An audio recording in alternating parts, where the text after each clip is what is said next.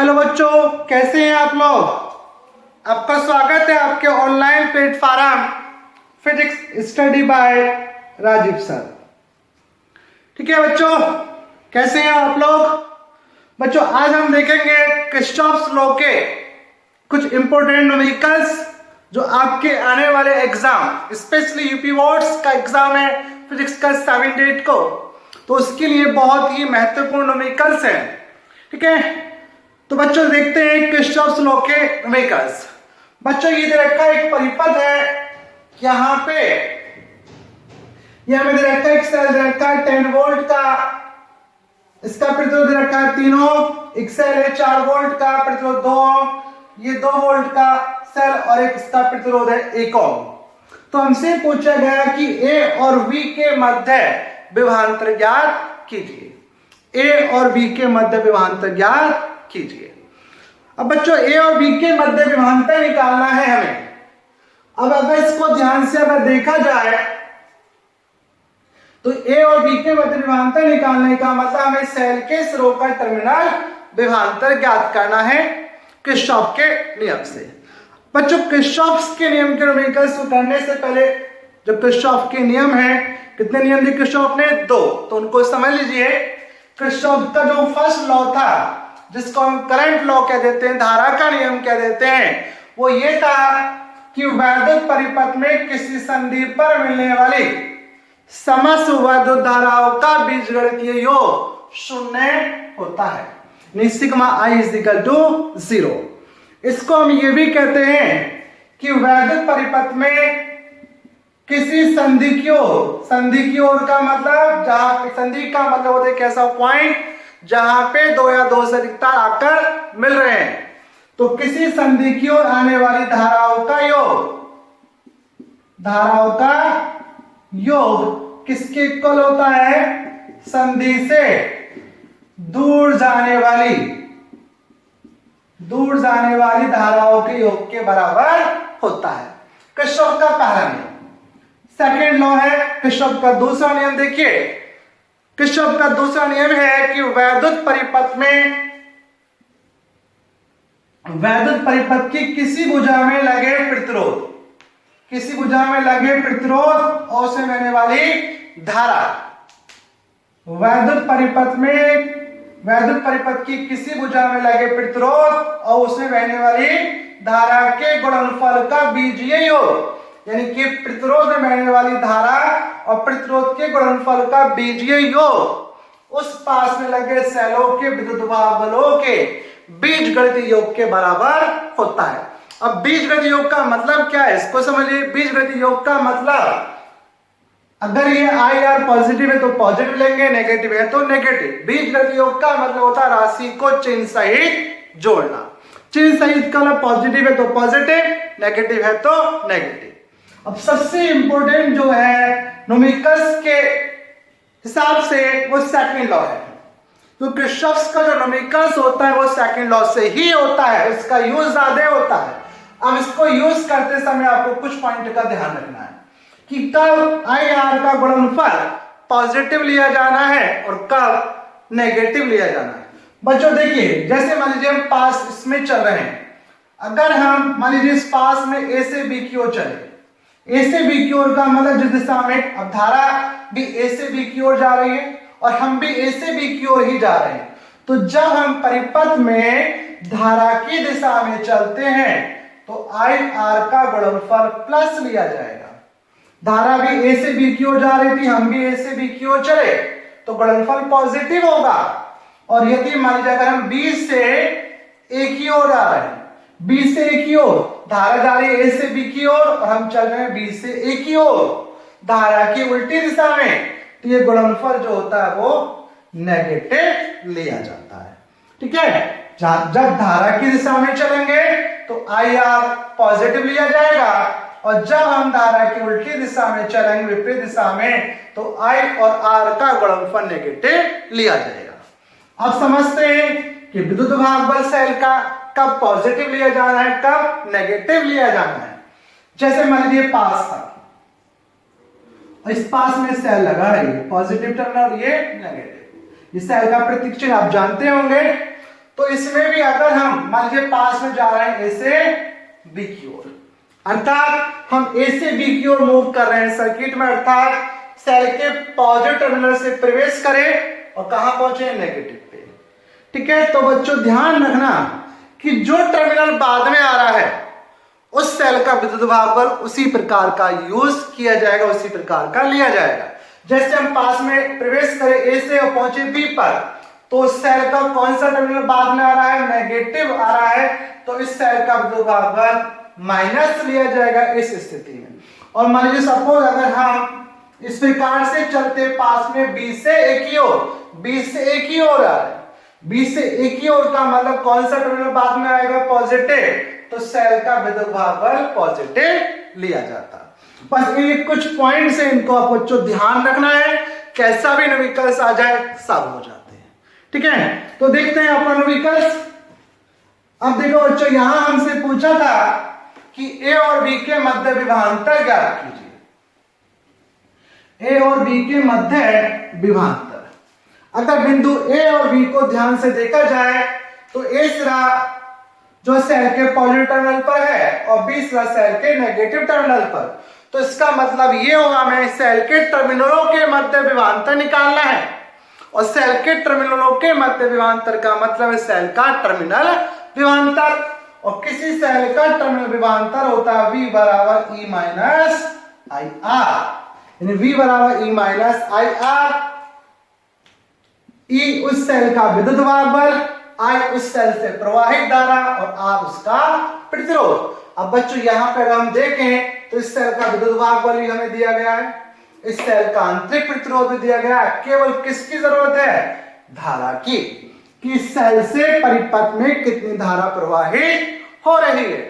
अगर ये धारा हमने कैलकुलेट कर ली तो इस सेल के टर्मिनल विभवांतर हम ज्ञात कर सकते हैं। तो हम यहाँ पे केवल धारा को ही ज्ञात करेंगे, और धारा ज्ञात हो गई तो समझे हमारा सवाल भी कंप्लीट हो गया। अब धारा कैसे ज्ञात करेंगे इसको समझते हैं। तो देखिए सबसे पहले बच्चों क्या करते हैं, जब हम किरचॉफ के नियम का न्यूमेरिकल्स करते हैं तो सेल से धारा प्रवाहित करते हैं।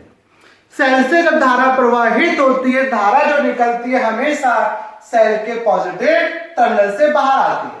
मान लीजिए इस सेल से धारा बह रही I1, इस प्रकार से हम मान लेंगे। मान लीजिए इस सेल से धारा प्रवाहित हो रही है I2, ठीक, तो इधर से धारा आ रही है I1 और इधर से I2। अब इन दोनों के आगे हम देखें तो यहाँ पे क्या एक संधि है, संधि में जोड़। अब ये धारा I2 भी संधि की ओर आ रही है और ये भी I1 संधि की ओर आ रही है, तो हम ये कह सकते हैं इसमें कितनी होगी, मान लीजिए कितनी, I1 प्लस I2। बच्चों एक चीज और ध्यान रखना है, जब हम धारा का वितरण करते हैं तो सबसे पहले जब किसी परिपथ में कई सेल लगे होते हैं तो सबसे पहले धारा जो प्रवाहित करते हैं उसी सेल से करेंगे जिस सेल का विद्युत भागफल सबसे ज्यादा है।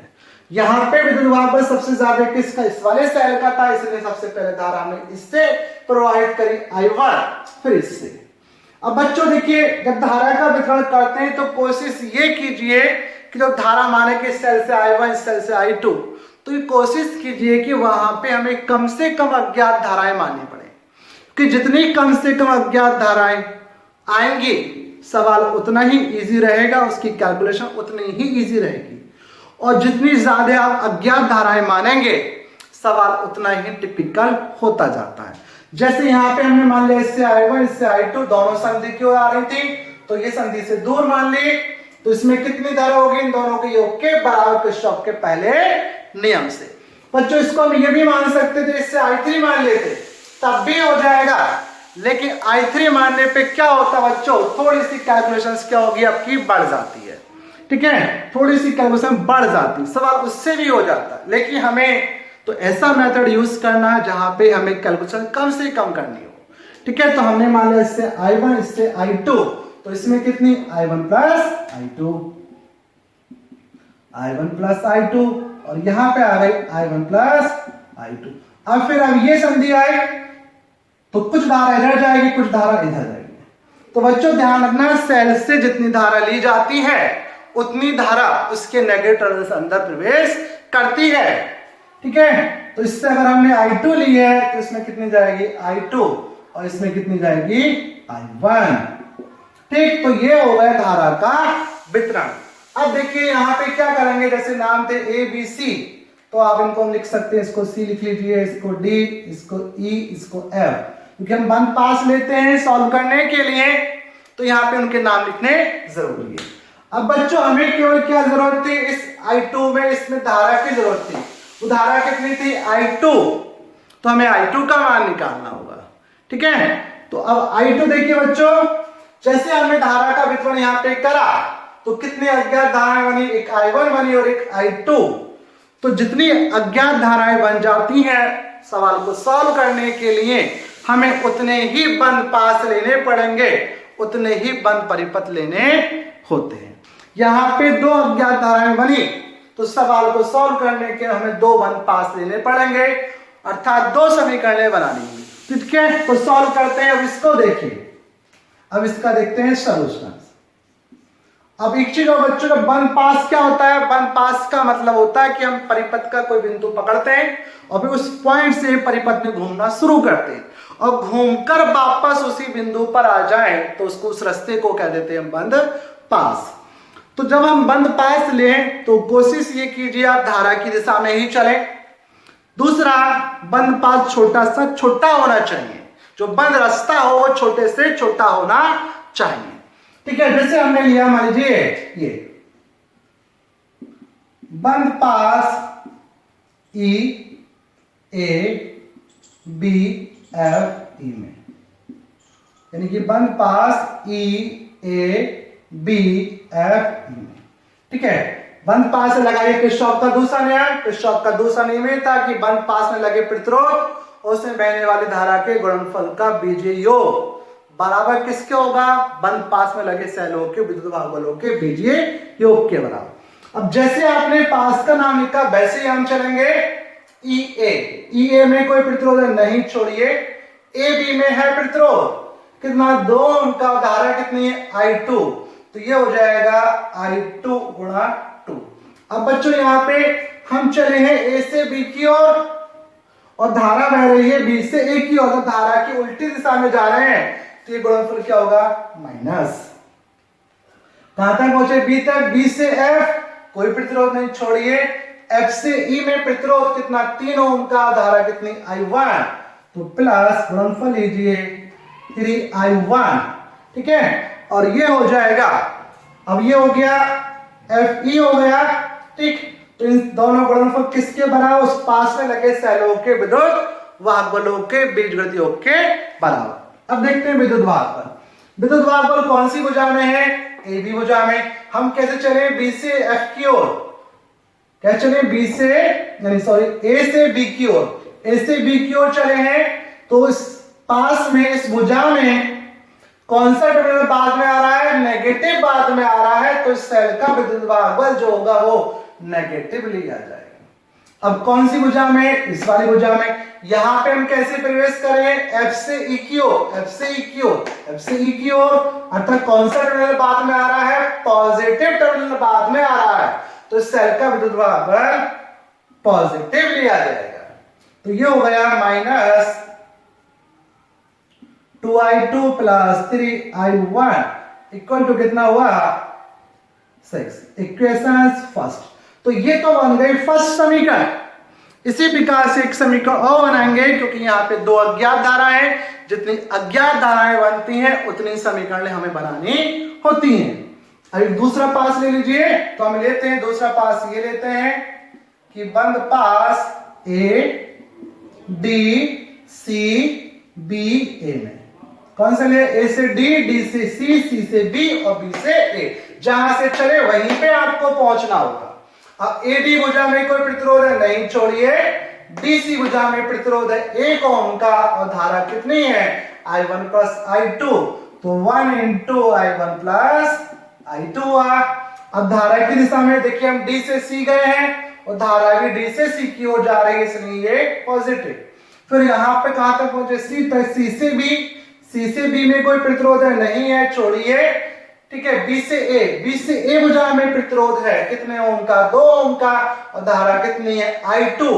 हम आए हैं बी से ए की ओर और धारा भी बी से ए की ओर जा रही है, इसलिए जो गुणनफल होगा वो क्या ले जाएगा, पॉजिटिव। ठीक है, अब इनका योग किसके बराबर, इस पास में लगे सेलों के विद्युत भाग बलों के बीजगणितीय योग के बराबर। अब देखते हैं सेल को, सेल इस वाली भुजा में है, हम प्रवेश करें कैसे, बी से ए की ओर, बी से ए की ओर, बी से ए की ओर, कौन सा टर्मिनल बाद में, पॉजिटिव, तो सेल का विद्युत भाग बल पॉजिटिव। अब इस वाली भुजा में सेल है, हम इसमें कैसे प्रवेश करें, डी से सी की ओर, डी से सी की ओर प्रवेश करें, तो कौन सा सेल, कौन सा टर्मिनल बाद में आ रहा है, नेगेटिव टर्मिनल बाद में है, तो इस सेल का विद्युत भाग बल नेगेटिव लिया जाएगा। ठीक है, तो इसको सॉल्व कीजिए, तो I1 plus I2 plus 2I2 is equal to 2, तो ये I2 प्लस I2 कितना हो गया, 3I2 is equal to 2, equation 7। ठीक है, तो देखिए बच्चों यहाँ पे हमारी दो समीकरण बन गए, समीकरण 1 और समीकरण 2। समीकरण 1 आए -2I2 plus 3I1 is equal to 6, और दूसरी समीकरण आए I1 plus 2I2 is equal to 2। अब बच्चों इन दोनों समीकरणों को हमें हल करना है, रेखिक समीकरण बनी है, आपने छोटी क्लास में बहुत सॉल्व करी होंगी। इसका मेथड क्या होता है कि आप दोनों इक्वेशंस में किसी एक की वैल्यू इक्वल कर लीजिए, किसी एक की वैल्यू क्या कर लीजिए, इक्वल कर लीजिए, या तो I1 की वैल्यू इक्वल कर लीजिए या I2 की। यहां हम ध्यान से देखें, यहाँ पे क्या है, -2I2 प्लस 3I1, और यहाँ पे I1 प्लस 3I2। हमें I2 की वैल्यू निकालनी है, तो क्या करें, ये 3I1 है तो इसको आप 3 से गुणा कर दीजिए, यानी कि समीकरण 2 को 3 से गुणा करने पर, जब 3 से हम गुणा करेंगे तो गुणा करने पर यहाँ 3I1 होगा, I1 की वैल्यू इक्वल होगी। और बच्चों जो वैल्यू हमने इक्वल की है, अगर दोनों के चिन्ह प्लस में आ रहे हैं, समान चिन्ह है, तो इक्वेशंस को घटाएंगे, और यदि चिन्ह विपरीत है तो इक्वेशंस को जोड़ देंगे। यहाँ पे हम समान करें I1 की वैल्यू, तो यहाँ पे प्लस है, यहाँ भी प्लस है, तो क्या करेंगे, हम घटा देंगे। तो समीकरण 2 को 3 से गुणा करने पर प्राप्त समीकरण में से समीकरण 1 घटाने पर। ठीक है, 3 से गुणा कीजिए, ध्यान रखना बच्चों, गुणा की जाएगी पूरी इक्वेशंस में की जाएगी, तो ये कितना हो जाएगा, 3I1, 3 3 9 हो गया, 9I2, और 3 दूनी 6। अब ये समीकरण समीकरण 1 घटा दीजिए, समीकरण 1 ये है, तो I1 के नीचे I1 वाला पद लिख दीजिए, और ये -2I2 इज इक्वल टू 6। घटाएंगे तो इनके चिन्ह क्या हो जाएंगे, चेंज, ये प्लस है, माइनस, माइनस से प्लस, और ये माइनस हुआ। अब बच्चों घटाते हैं तो प्लस के 3I1 माइनस के 3I1 ये खत्म, ये प्लस के माइनस के ये खत्म हुआ। ठीक, तो यहाँ पे क्या बच्चों 9, ये प्लस, तो क्या हो गया 11I2, और ये क्या हुआ 0, तो I2 इज इक्वल टू 0/11, और I2 इज इक्वल टू क्या आया, 0। यानी यहाँ पे I2 का जो मान आया वो कितना आया, 0, और I2 की ही हमें आवश्यकता थी। तो देखिए बच्चों, अतः A व B के मध्य विभवांतर, A व B के मध्य विभवांतर, A और B के मध्य विभवांतर सेल का टर्मिनल विभवांतर था। विभवांतर क्या होता है, E माइनस IR, I क्या होगा, इससे प्रवाहित धारा। तो देखिए बच्चों, इस सेल का विद्युत भाग कितना, 4 वोल्ट, धारा कितनी 0, और प्रतिरोध कितना 2, तो ये कितना हो गया 4 माइनस 0, 0 हुआ, तो VAB बराबर कितना आ गया, 4 वोल्ट। ठीक है, ये आ गया बिंदु A और B के मध्य विभवांतर। ठीक है बच्चों, देखिए एक बार रिवाइज कर लेते हैं। बच्चों, हमें यहाँ पे A और B के मध्य विभवांतर निकालना था। अब A सिरा बिंदु सेल के पॉजिटिव टर्मिनल पर है और B सिरा सेल के नेगेटिव टर्मिनल पर है, तो इसका मतलब हमें सेल के टर्मिनल विभवांतर ज्ञात करना है, और सेल का टर्मिनल विभवांतर होता है E minus IR। E cell का विद्युत भाग बल और R होता है प्रतिरोध। यहाँ पे हमें विद्युत भागफल भी दिया गया था, प्रतिरोध भी दिया गया था, केवल रिक्वायरमेंट थी किसकी, धारा की आवश्यकता है। धारा निकाली, धारा निकालने के लिए धारा का वितरण करा। वितरण कैसे करते हैं आपको बताया गया कि अगर पास में बहुत सारे सेल लगे हुए हैं तो उस सेल से धारा पहले प्रवाहित करेंगे जिसका विद्युत भागफल सबसे ज्यादा है। सबसे ज्यादा विद्युत भागफल इसका, इससे I1 धारा आ गई, इससे I2। अब ये दोनों धाराएं संधि क्यों आ रही है, ये भी, तो इसमें कितनी जाएगी, इन दोनों योग के बराबर।